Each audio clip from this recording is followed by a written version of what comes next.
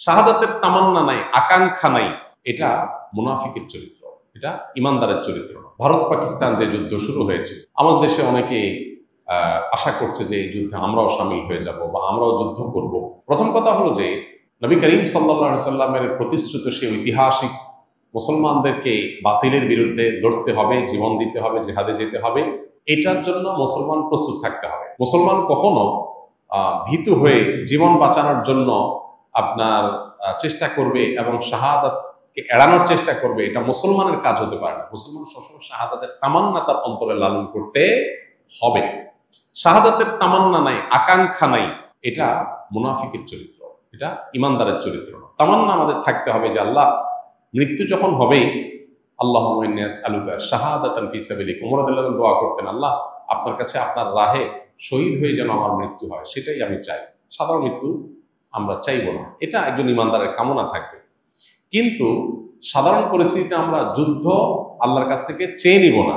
শাহাদাত চাওয়া আর যুদ্ধ চাওয়া এক জিনিস না। দেখেন ওমর রাদিয়াল্লাহু তাআলা আনহু শহীদ হয়েছেন একজন অগ্নি পূজকের খঞ্জরের আঘাতে নামাজরত অবস্থায় তিনি মারা গেছেন, এবং শাহাদাতের মর্যাদা আল্লাহ তাকে দিবেন ইনশাআল্লাহ।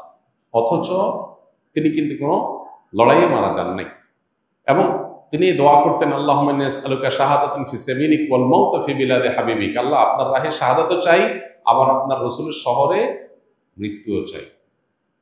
কেউ কেউ মনে করতে এটা সাংঘর্ষিক দোয়া। শাহাদাত তামান্না করলে তো জিহাদের ময়দানে যেতে হবে, কিন্তু মদিনায় তো জিহাদ চলে না, জিহাদ তো বাইরে চলে। আবার চাচ্ছেন মদিনায় মরতে, দুইটা কিভাবে হয়? আল্লাহ তাআলা দুইটাই দিয়েছেন, শাহাদাতের মর্যাদাও দিয়েছেন, আবার মদিনাতে মৃত্যুও দিয়েছেন। এই জন্য ইমানদার আল্লাহর কাছে দোয়া করার আছে, দোয়া করবে, তামান্না লালন করতে হবে, স্বপ্ন লালন করতে হবে, চেতনা ধারণ করতে হবে, নাহলে ইমানদার হতে পারবে না। সবই ঠিক আছে, কিন্তু সুস্থ স্বাভাবিক অবস্থায় যদি কেউ আল্লাহর কাছে যুদ্ধ চেয়ে নেয়, সেটা কিন্তু কাম্য না। নবী সাল্লাল্লাহু আলাইহি ওয়াসাল্লাম আল্লাহর কাছে আমাদেরকে নিরাপত্তা চাইতে বলেছেন, যুদ্ধ না।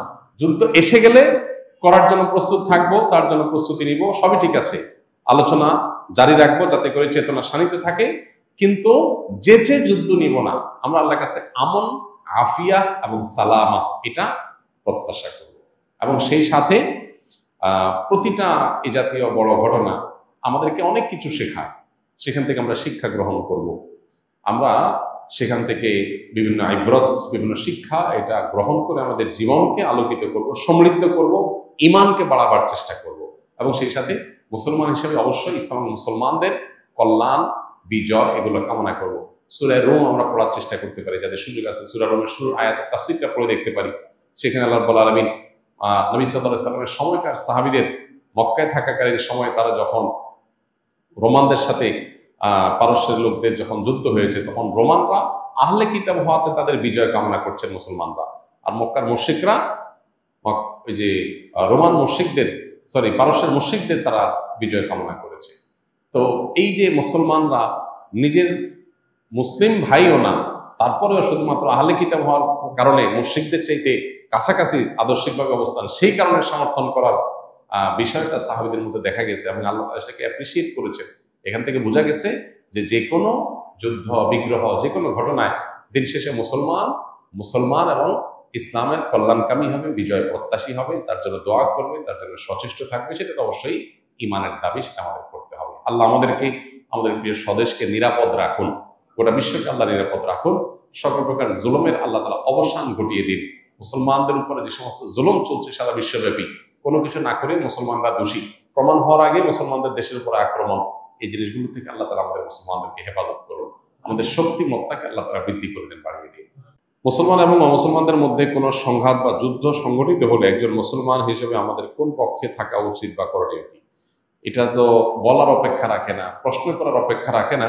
একজন মুসলিম অবশ্যই মুসলমানের পক্ষ অবলম্বন করবেন যতক্ষণ পর্যন্ত মুসলমান জুলুম না করবে। মুসলমান যদি জুলুম করে তাহলে তার পক্ষে মুসলমান থাকবে না, কিন্তু মুসলমান যদি মাজলুম হয় বা মুসলমানের উপরে যদি জুলুম করা হয়, তাহলে অবশ্যই একজন মুসলমান সেই মুসলমানের পক্ষে থাকবে না। সাধারণ অবস্থাতে একজন মুসলমান অবশ্যই মুসলমানের পক্ষে অবলম্বন করতে হবে, এটা তার ঈমানের দাবি।